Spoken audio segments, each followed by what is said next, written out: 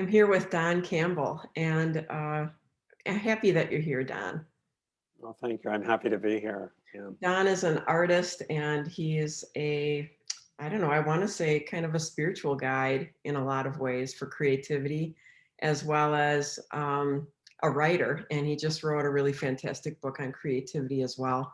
So, Don, I'm so happy that you're here to share with us today. I'm excited to talk to you Yeah. and share So, what is my experience. wonderful. So I'm gonna be digging into your process and your, kind of, when we're younger, we start to think about what we'd like to do and our mind's curious. And I feel like the happiest people in life have followed that curiosity. And Yes. so I like to ask questions about how young were you when you first remember feeling like you were an artist or creator, or when you were picking up materials to start making things? That's pretty vivid for me. I think it was either grade one or kindergarten that I remember a teacher giving me large pieces of paper that she pulled off the wall that she had put presentations on, and she gave them to me because I was artistic and she Oh, thought I would like drawing on them. And I have no idea whatever I drew on them, but I knew that I was artistic back then, and I was nurtured to some extent by my parents because they liked the fact that I was artistic. So I got attention that way, and I liked that as a kid. I yeah. like to please my parents, of course. But that whole stretch all the way to high school, there wasn't much that remember about that. It was, although I knew I was going to be an artist, but in high school there was a course on art that I took that included graphic design among lots of other art, and I knew I wanted to take that, and I took it. I didn't know anybody in my life or in my sphere of experience that was an artist, Mm. either graphic design or a fine artist. I had no reference. My mother did a little bit of painting, but she really wasn't into it that much and didn't feel she had any talent, even though they were pretty good. But that was my experience. But that high school course launched me into a career in graphic design. And I picked graphic design because I was too afraid of being a fine artist because I believed in that old adage, like the starving artist Yeah. mentality, and that was through my family, and I was too afraid of that, and I really wanted to earn a career, and I wanted to be successful back then. So I chose that, and it was a good choice for me because I actually left school early to do that. I went and I got work, and I really moved through the career path very quickly. I got jobs, people offered me jobs, and that's how I ended up in the States. I was born in Toronto. So I did that. But the one thing I just go back to my high school time was I did two sculptures in high school. One was in plaster, and it was an abstract tree. The other one, which is actually here in my room, and that was done so long ago, it was a combination of metal and plexiglass, and it was really modern. Mm. And I just love doing those two sculptures. I just love the medium of both of them. And I said, wow, I would love to come back to this someday. But that was just two sculptures, and I never felt that I could do it. Mm. So that really sat on the back burner for many, many years before I got back to it. And that's another story that maybe we'll get into. Yeah. Yeah, But because it's intriguing that you had you took a creative path, but there was a deeper creative path yeah, that was calling you, and your fear kept you from that. And I think a lot of people are in that boat. yes. Even though I liked graphic design and I was Yeah. successful at it, I liked it. I did get bored with it at times. Mhm. And in my personality, I have a tendency to get a little depressed, in my life. I've had that all my life. And I would get a little depressed even in my work that I thought I was doing and I was good at. Yeah. And part of that was I didn't feel fulfilled, and I thought the sculpting, or that was my real love, and that if I really developed that, I could, I would be happy, live life ever happy ever after. Yeah. When did you start delving into the sculpture then? Well, this is a story that I write about, but because I was unhappy in my business, and I've been self-employed for more than 35 years in advertising, graphic design, and I still am. So and I've been a little bit of a self-help junkie all my life, and that's changed over my life too. But I saw this workshop, one of these workshops, do what you love, you kind of thing, and Yeah. I said, let me go to that. Maybe I can sort my life out. And I went to the workshop, and I was almost at the end of the workshop, and I wasn't feeling anything. I didn't resolve anything. And so I expressed this to the workshop leader, and I'm sure he was a little disappointed at my frustration and that I wasn't getting anything. And he looked at me and said, Don, I want you to add one word to your vocabulary. And I looked at him and I said, one word? And he says, yes. And he said, that word is and, A-N-D. And I, I said, and I said, okay. And he said, you can be a graphic designer and a sculptor. And that, when he said that, it was transformational for me. It was, it was like he opened a doorway that my life changed ever since that. And it was so simple, but it was, it showed how stuck I was in a mental framework. And Oh, that changed my life. And that's when my sculpting, within a week, I had joined a sculpting class, and I was sculpting my first piece in clay. And I have not stopped since then. And that must be 35 years ago, 30 something years ago. just hearing that, it does something to me physiologically, because in the last few years, I myself have realized that I've been creating on a high level with whatever I've picked up. And so I don't have to do the beat down if I'm not doing a particular thing, because I'm really creative across the board. And I think a lot of people, I mean, I'm so glad you said that, because I think so many people feel like they have to give up some part of themselves to be some other part. Yes, And we exactly. are such intriguing, complicated human beings that who knows how many different areas we would be fascinated with Yeah, and could allow ourselves to explore. So I think yeah, that's a wonderful point. yeah. It's just such a profound experience for me. And it was so simple. Some people would think almost silly, but it's Well, what I really get into is that my whole process is about expanding consciousness, and that was just a little tiny example of my consciousness was expanded in that moment. yeah. And I had a blind spot.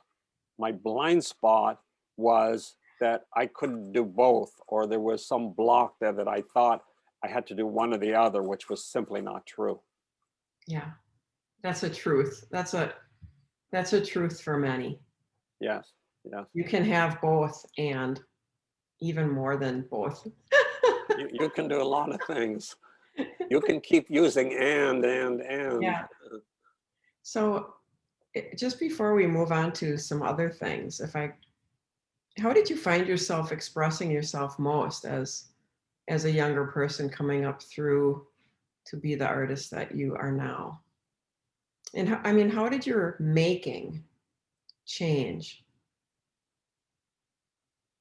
Um, I I had a love for art early on, and I admired artists, even writers, and the fact that they could move me emotionally and inspire me to make changes in my life, or to even understand something, or to experience something, was really exciting for me to want to be something like that.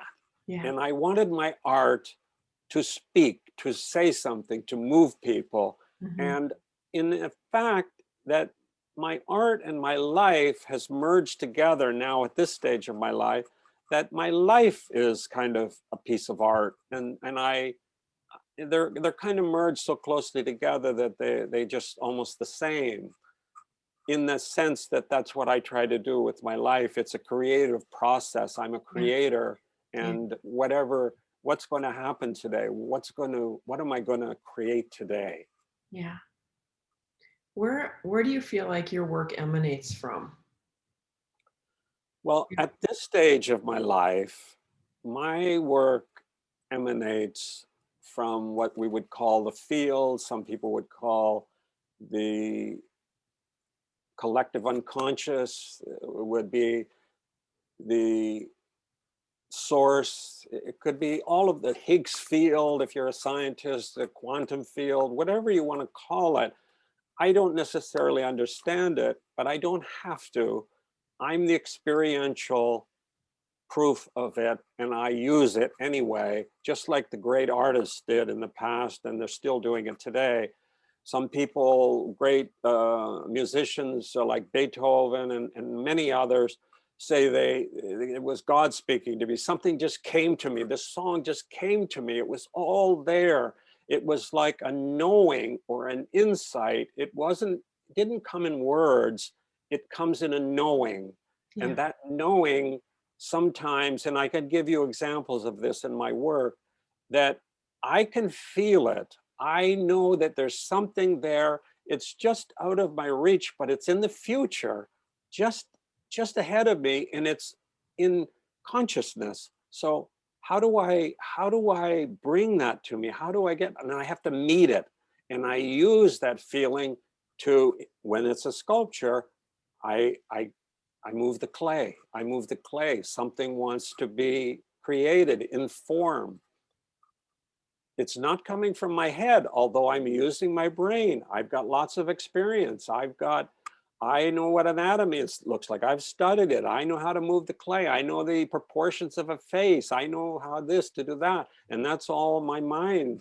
But the creative impulse, my muse, the inspiration is coming to me.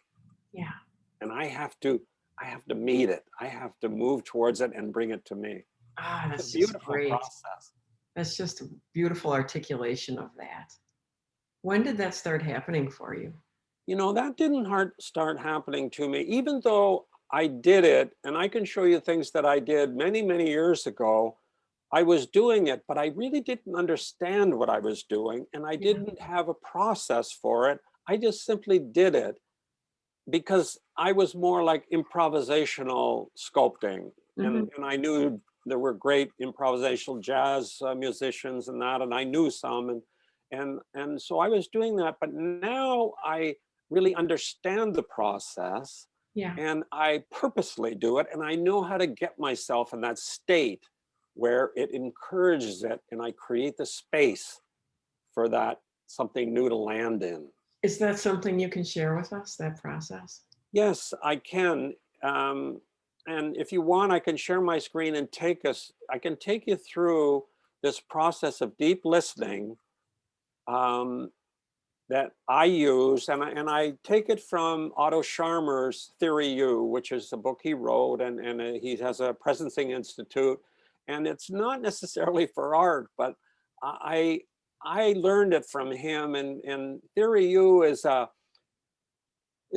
change management method to help leaders of business and governments and all kinds of organizations break through unproductive patterns to find innovation and creativity. So he was an unlikely source for me because I always kind of look for artists, Yeah. and he was more ingrained in business and economics. He has his PhD in economics. He was a professor at MIT. He is. And but when I read this Theory U, I said, oh my, this, this is like a Beethoven symphony. It is beautiful. Yeah. It's just beautiful because it incorporates so much all performing together. Now I'm going to just show you a certain element of that, not the whole theory U, which is beautiful, but this deep listening, which is a core part of it. And it will illustrate what I said before about getting to that point. So if it's okay, Oh, I'm going to share my screen and I'm going to yes. take you through that. Yes. And what I want to mention as you share your screen is I just, I love the sciences. I love the hard sciences and I love the parallels between the sciences and every field in art. I just love the parallels that are made that are universal about creativity and not limiting them to a specific field. And so I love what you're talking about here. It's liberating. Yes. And now you see my my sculpture, right? Beautiful. Yes. So maybe just before I go into deep listening, let me just show you the kind of artwork so people know what I do because it's pretty specific. Yeah. This is, I love sculpting people. I've been influenced by Bernini, the 16th, 17th century Italian sculptor. He was an unbelievable sculptor and he changed sculpting forever. Yeah. And that's a whole other story, but he influenced me a great deal. This is the piece I did, which was years ago, but this was also an improvisational piece. I didn't have a model for this. It started out being a young boy and then it morphed into a woman with all this hair. And these is how things happen with me. It's quite a big piece. It's actually on display in New Hope, Pennsylvania. I won a contest with it and it got, it's on display outside. So this was one example. Here's another example where this one also, I had a certain feeling, an attitude that I had, and I feel it in my body, and that what drives me into creating this, and I call this one attitude. This was from a model, sleeping dancer, although she wasn't a sleeping dancer, she was just a model, a young model, and she was leaning against this bar, but I saw her as a ballet dancer sleeping on the bar, and I called her the sleeping dancer. And this one's in bronze. This one was part of a commission that I did for somebody, wanted something very spiritual, angelic kind of. And this was one of the drawings. It was from one of the drawings that I did. She didn't pick. She picked one. And this one was something that I just wanted to do. And I had this kind of woman just floating, and I called her Flow because I just feel she's floating and really just flowing with life, you know, acceptance, total allowance, just really flowing from life. I Yes. also do famous people. Here's Einstein. I tried to do him from pictures, and this was a while ago. This one actually fell off the stand and got destroyed, but I want to do him again because I live here in Princeton where he spent his time in the United States. So his persona is very alive here in Princeton. And this was another piece. It's got a story to it. Maybe I'll come back later. But this one, I did the head originally, and then I had this feeling that I wanted to put something on his head. So this one was also something where I get these feelings. But what I'm going to take you through this process that I use now that I've kind of fine-tuned, influenced by Theory U. And once again, it's Ardo Sharma, Theory U, and it's called deep listening. And there's 4 levels of listening. The first level is the listening from habits. It's the listening from what we already think we know. It's judgments, it's habits, it's a construct that we say, okay, I have my views and here they are. And the only thing that we let in is things that reconfirm our opinions and our judgments. Creativity does not live here. Yeah, I would But, say this is a place where most people live. well, it's exactly what I was going to say. Most people are here, unfortunately, but all of us have an element of this in us, and I've had it more and more, but I'm certainly moving out of it more and more. And I would say I'm a pretty open person. Now, this one is an open mind. We certainly need an open mind to get out of that first level. And we start to, whether it's reading books, we go to lectures or workshops and we talk to people, we discover things that we didn't know before that are still factual. We're not naive and listen to fake news and stuff like that. We have a discernment, but it just confirms uh, what we thought we knew. It opens us up, and this is a critical part of creativity. We have to open it up and get out of that first level. So open mind is, and we like once again, we all do this to a certain level, but some of us are really open-minded and very open-minded. So that's a great level. The next one, which is really my favorite, I'm very close to this one. It's open heart. And this is being open, empathetic, emotionally able to feel your emotions and the emotions of another without shutting down or reacting and doing a knee-jerk reaction to them. It's being able to see through the eyes of another person.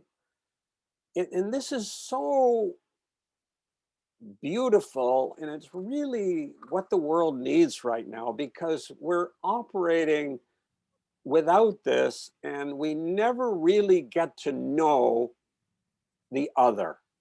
Yeah, what's interesting about, these between these three right now is I find that for for a lot of people, it's easier to shut somebody down and discredit everything they have to offer or an idea. If you get to a higher level here, you can listen to the things that you didn't realize or you didn't understand or you didn't even maybe agree with, and you can understand the beauty that could be there. There could be things there that you like or that are salvageable.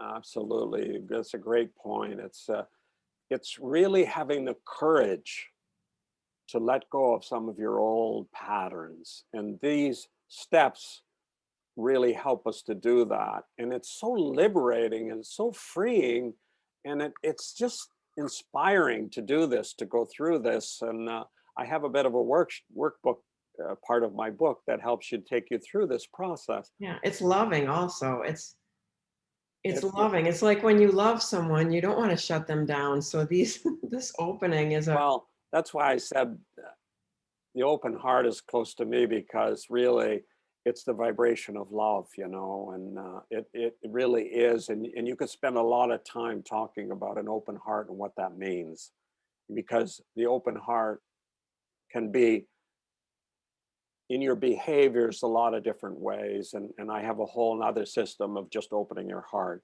oh, beautiful. So the next one is what Otto calls is open will.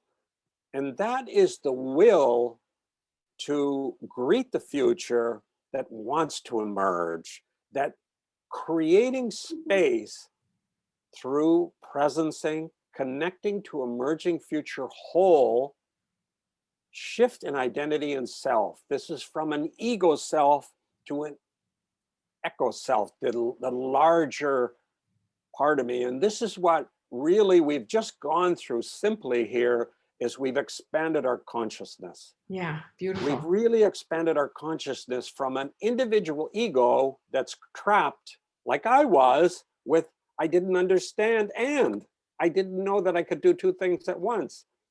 And now I'm saying, okay, I'm totally open. I want to listen to the future. I want to listen to what's out there, and I want to use my whole body to listen. And the way I do that, and the way Otto talks about this, is through presencing, which is sensing and being present. And I'm a big meditator. I meditate twice a day. Other people call it stillness, or they have other methods of getting in this place. So Um, helpful to meditate. It's yeah, so and helpful. the greatest understanding, and it took me many years to understand about meditation, is that it really helped me to look at my mind and see what was going on under the hood, kind of thing, that my mind was out of control. And my meditation helps you to see that. If I And with, could just if I could add to that, sure. it's like, people talk about out of body experiences they've had where they are out of themselves, seeing themselves, and it's a word called metacognition if you didn't Uh-huh. really die and you're looking at yourself, but Yeah. once you learn to do that or allow yourself to do that, instead of getting agitated, you can look at yourself and say, "Oh, that's curious what I'm doing right now. Do I like it?" Yeah. Yeah. It's something we have to get used to. But practicing it is very beautiful, and it's where creativity lives. And the more we do it, the more we experience this. It's just it's what um, some people describe being creative, or the creative process is an ecstasy. When you're in it, it feels ecstatic when you're in that flow. So anyway, that's the process that I use, and I go into it a little deeper than that. And like I say, I help people work their way through that in my book, because this can kind of light a fire in you, but you need a little bit of help, and this is a good way. I might just, if you don't mind, I'm going to, or I'd like to just go over quickly 3 obstacles that you will meet in being creative, Yeah, that would be that wonderful. will stop you dead, and that will stop almost everybody from being creative, and they need to be acknowledged and looked at. The first one is the voice of judgment, and that judgment really comes from that level 1. But it's when we say, oh, it's just like me. I said, oh, I can't be a sculptor. I Mhm. can't. I can't. What will, I won't be able to, all those things that go on in my mind that I don't even know, that are on a unconscious level, Yeah, but it's running my life. and they're on a replay play reel, like, "Oh, why would you think of that?" Or, "How can you make a living at that?" Or, "What will" it's a replay Yeah. reel. Or you're so silly, or you can't do that. Yeah, And then the next one is the void of cynicism, cynicism. You I might say to myself, oh, I'll fail at I'll do this, or it's just constant mind stuff that is putting it down, putting any idea down before it even has time to birth. mm, So it cuts us off right away.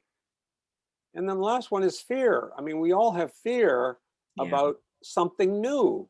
yeah, Maybe I will fail. Maybe this is not for me, or what will people think of me, or I'll go broke. Nobody will love me. All kinds of things. mhm, So those things have to be acknowledged. They have to be recognized, or they will stay underneath the level of consciousness, and they will prevent you from moving on. And I encourage people to notice them, recognize them, hear them, and then move on anyway. yeah.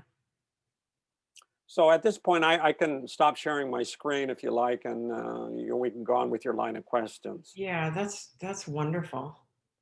So, how do you use that information to process through as you're working? You kind of brought Oh, that up. well, I could share my screen and show you a sculpture that I did I wish you using that would. very method. I Okay. think that would be fabulous because I think a lot of the people in the workshop here, whether you're an artist or just someone with a fabulous idea, or you're just creative in general, Yeah. I think that these processes are universal that artists are taking us through, or scientists are taking us through, or creative writers. Yes, exactly. So this is a video. It's just very short.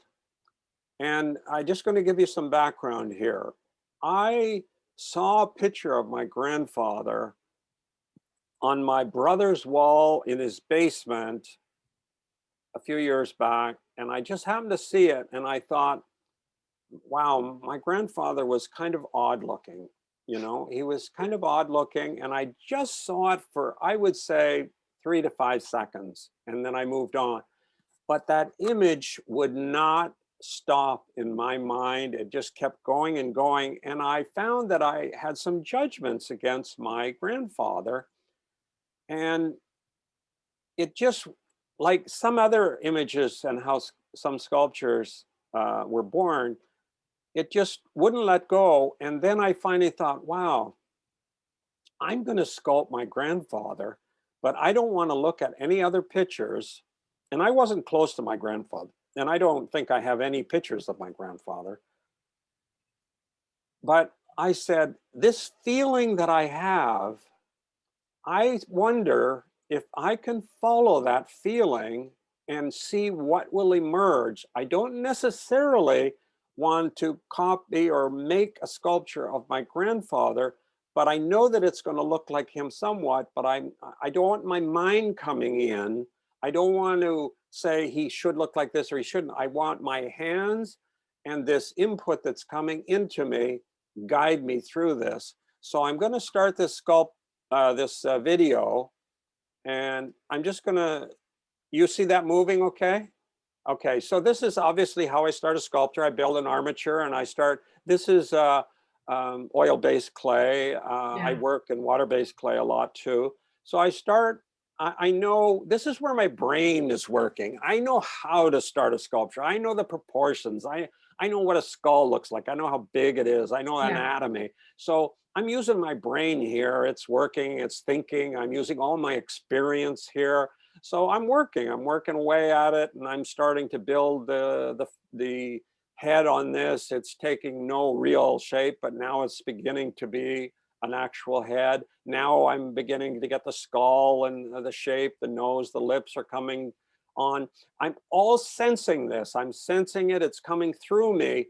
I'm not judging anything that comes through. Now he's getting a little bit of personality. He's starting to look like my grandfather. He's got some strange hair, and I don't know where that's going. I don't know whether I'm going to try to make it just look like that. I don't know, because I'm really letting my hands move. And so I'm building that. And then I say, wow, I think I want to put a tie on him. And this is, I want to make him look a little dignified. And so now I'm having fun with the hair. The hair is going all over the place. It's going wild all over, and I'm working with it. And I say, no, this is not it. And I try something else, but his face, meanwhile, is starting to appear. And now I change the hair again. And his face is being refined. I refined his tie and everything. And now I've refined his hair to more of what he really looked like. And his face is becoming more and more detailed. And there he is. He's the finished piece. He's really looking at me. He's got his hair. Now, this is not exactly my grandfather, but it's very close to him. And I've given him a look, and because I'm influenced so much by Bernini and giving somebody emotion, I like to say he's saying something to me. He's actually delivering a message, and he's answering a question for me. And he's saying to me, Don, what's your problem?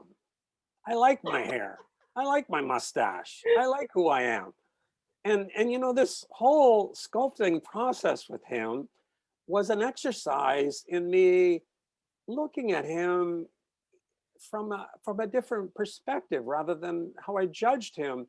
And I give him a dignity. I gave him intelligent looking. I gave him nice tie. I just gave him intelligence, and I liked him. I liked him. And you know, I never, since I did this, I could never judge him again. So it was cathartic, kind of a sculpture. And it all came from my feeling, that following that feeling. So it was opening my mind, opening my heart, and opening my will, presencing, getting still, shutting down my mind except when I need it. I know what my mind needs to do. It does the work, but it's not the source of what I want to create. It's not my inspiration. I want that to come through me from the future, and I meet the future, and this is the future. It's really interesting. Do you feel as though your grandfather was involved in this process on some spiritual level? Say that again? Do you feel as though your grandfather was involved in this process on a spiritual level at all? You know, I don't know the answer to that. I feel that um, I got closer to him through this process. I understood him more. I had compassion for him more. I I had great humility in sculpting this. So there was a relationship there. Whether I want to say he was there, his spirit was there or not, I don't know. Maybe it could be. I can't say for sure because I I'm so open. It Yeah. could be anything, you know. I know when I bake with my own grandfather, I'm making recipes that he never taught anybody how to make, and we kind of felt like he'd live forever and he would just bake them regularly. So Yeah. nobody knew and nobody could tell me. And all of a sudden, at one point, I just got different ideas. And then pretty soon, it seems apparent to me that when I am baking, he's, I even ask him to be present. Yes. And sometimes I hear things like, check the temperature of the liquid. And I normally don't check it. Yeah. So I checked it, it was off. I said, thank you. Yeah. It's things like that. And I don't know if he's there, but it certainly feels like it for me. And I like feeling that way. So, Yeah. I at some think. point, there's some ideas that when we're creating and we're really open, that there are other spirits that have been around this realm that are no longer in the physical, that are participating with us, Yes. giving us great ideas, guiding us. Yes. Well, I agree with that. Everything you said. It's something that you and I can talk about, and maybe some of your audience can relate to that, but some people don't. Yeah. So I say that it doesn't really matter because I am in the process and I'm the experiential proof of the process Yeah. working. It So, doesn't matter, but it's fun to think about it. And different people, some people can't articulate. Someone in another interview talked about being in the flow, but she couldn't describe it. She yeah. couldn't really articulate. She could tell me what she's not doing when she's in the flow. Yeah. So it's really delightful to have you get down into more detail about kind of what's happening, what's what part of ourselves is softening so other parts of ourselves can broaden. Yeah. Wow.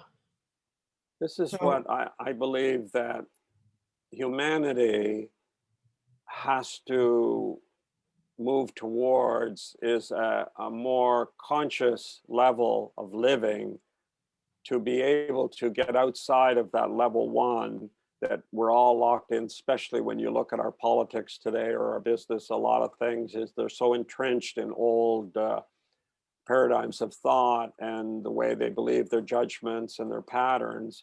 It just isn't working anymore, and we have to move out of that. So I'm doing my part in trying to help people move out of that on an individual level, whether it's art or just life itself, because there's no difference really. no, life is art, art is life.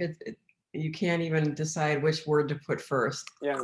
It's the same thing. And we can't even help not being creative because we are creative. That's what life is. It's Yeah. creation through Yeah. us. I've said this before, but I want to say it again and again because you don't even have to be taught. I was basically raised by camping in the summer in the woods, and you get a lot of understandings being in the woods. You're listening to things. And it seems like no matter what you believe, religiously or spiritually or not, on the most basic level, we're created. Yes. from a creative, highly creative energy. Right. That's at the most minimal. And understanding that you came from that energy means you're of that energy. Yes. Absolutely. And by nature, even the people who say, "Oh, I can't even draw a stick figure," those are still creative beings. Uh, I mean, to yeah. me, we came out of the just being amorphous blobs or just, being earlier versions of humans through creativity, Yeah. ingenious creativity, resourcefulness, problem solving, what if, or envisioning, dreaming. Yeah, it's Wow. fascinating. Just listening to you, that's so beautiful. I mean, how could anybody not want that? What Yeah, you just said, right? yeah, It just sounds so, life is just beautiful. it is. So I that's the way know. I felt when you were talking, Oh, because I agree with that so beautifully. and it takes some time. I think when you're little, you just know it. You're born knowing. And then we have these beautiful people around us who want our lives to be really wonderful. And we've all had different experiences because Yeah. we're all different and we're learning, we're growing, we're expanding. Yeah. When I was teaching, I got to some point where I felt like a little bit tentative about, I don't want to disturb someone's journey. I'd like to augment it or offer things someone can pick up, but I don't want to disturb their unique journey Yes. of growth. Right. Have you ever felt like it was too hard to be an artist Um, and you wanted to try something else? well, if anything, succumbed to some of those obstacles and said, I'm not good enough and I can't earn a living at this. And maybe I should go do something else and try to make a living. Uh, there's been periods of my life where I've said that, and even fairly recently, just a few years ago, I was wondering really what am I going to do with the rest of my life, because it looked pretty bleak to me. I wasn't in a good place, and my art was not giving me any life, and I just didn't know. The end of my life just didn't look very good to me, and that was a whole other process that happened that kicked me out of that and sparked me into a 3-year period of awakening and doing it. But I went through that. Yeah. But like you were saying, it's wasn't just my art; it was life in general, and it was me as a creator, and what was I creating, and that empowerment, like I think you were saying, is that we are empowered and we can empower ourselves to create a prison for ourselves, or what you were saying, just unlimited potential, Yeah. fun, beauty, Yeah. sharing, inspiring. I know. And then it spreads. It radiates from within us, It's outside of infectious. us, to others. If you want to be the change in the world, be happy. Like find your happy spot Yeah. and Yeah, radiate that. exactly. Yeah, Yeah. absolutely. I agree with that. It's infectious, and And you're it's, not fighting. You're not using fighting energy. yeah, When I was younger, I would advocate for something. And as I got older, I realized I wanted to line up with the thing that I wanted to happen. I didn't want to focus on the thing I didn't want to happen. I wanted to line up with and become powerful in the thing that I wanted to happen. yeah. So Um, I don't know whether we have enough time. I've got another short story to tell you, but if we don't have enough time, that's all right too. tell us. Hmm? Once you offer a short story, you can't not tell the short Well, story. it relates to what you were talking about. I just recently I took on a commission to sculpt a jazz musician. He was a friend of mine, and his wife asked me to sculpt him.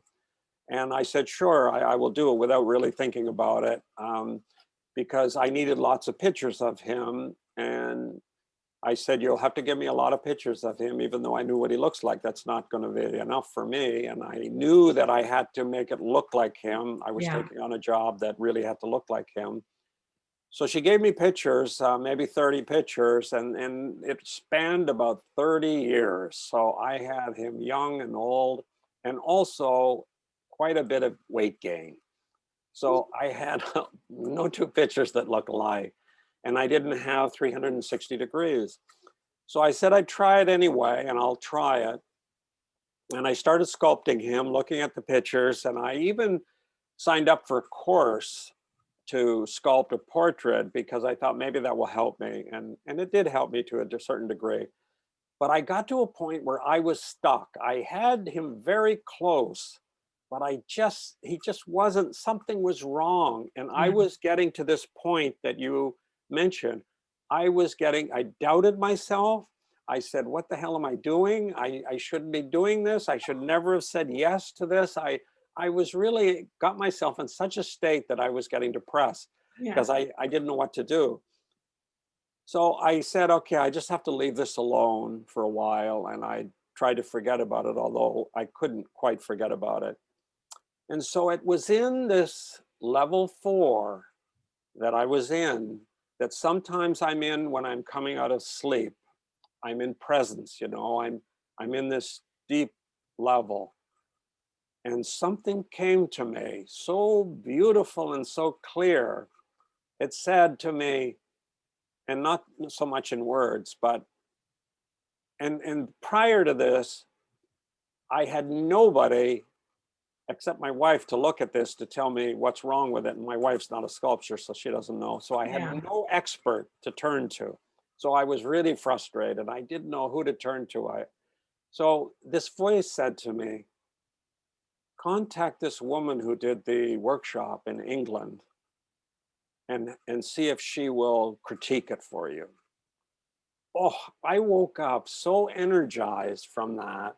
I felt so good and empowered that I got up and went to my computer and sent her an email and told her my story, and where I was with it. And I got this. And she wrote me back and she said, I don't really do this sort of thing. And she said, but your story is kind of interesting and you sound like you're in a really bad way. So send your pictures of the sculpture and send the pictures of the man, and I'll have a look at it, which I did. I sent it to her, and I was so happy that she did this, and I was so grateful to her. She sent me back an email.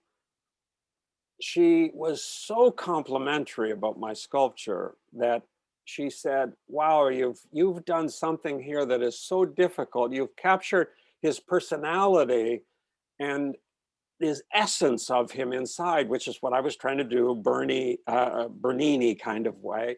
Yeah. And she said, I just have a few suggestions, very, very simple. And she told me about expanding the cranium a little bit behind the ears, going a little deeper with the eyes, and maybe taking a little weight off the cheeks. So, wow, I did those things. And I was so relieved and so energized by that. And her compliments were great because she's a master sculptor. Yeah. And so, I thanked her and I offered to pay her, and she wouldn't have any part of that. And she said, let me know how you make out. So I went ahead and I sculpted it. And I really got it to the point where he was finished. I mean, that was Jack's. He was looking at me, he was finished. And so I took pictures, sent it back to her. And once again, she was so complimentary and congratulated me. And it was just wonderful experience. And that came from my dream state, that presencing state where there's no mind. And that's the gift, because it wasn't even on my radar to Yeah. ask her or anybody like her. And so I told Jack's wife that I have the sculpture ready. I'm going to bring it to you. And she lived down the Jersey Shore. And I took it to her. I had it covered in a cloth. And I unveiled it in her house by Jack's piano. And she saw it and she started crying. Oh, She said, oh, Don, you've brought Jack back to me. His essence oh. is in my house. Mm. And I was so moved by it. it was unbelievable. And she has sent me, I don't know how many postcards, emails thanking me and saying how much she loves this. So it So was really cool. beautiful experience for me, but it was a tough one. And it Yeah. taught me something to get through those dark or difficult periods, that you can Yeah. get through them, you know? To reach above and beyond yourself Exactly. instead of what a lot of us do. It gets hard and you're like, "Oh, it's hard. That's so hard," and you get Yeah. sidetracked. And then it just sits there because it's bothersome then. Yeah. And if you don't finish the thing, it's a scab forever. Oh, it is. And like so many things I've done in the past, I haven't finished them. And I didn't want to do that with this one. Yeah. What a beautiful story. Well, we're out of our interview time, and I'd Yeah. like to invite you back to talk about how you decided to write the book on creativity and Oh, to sure. recommend to people the book. It's apparent by the interview here that the kinds of value that you get from the book when you have the book and you get an opportunity to engage with it. Okay, Don, sure. thank you so Oh, much for sharing this time with me and with the all the people who will see this interview. It's so beneficial. oh, thank you. Thank you for inviting me. You're welcome.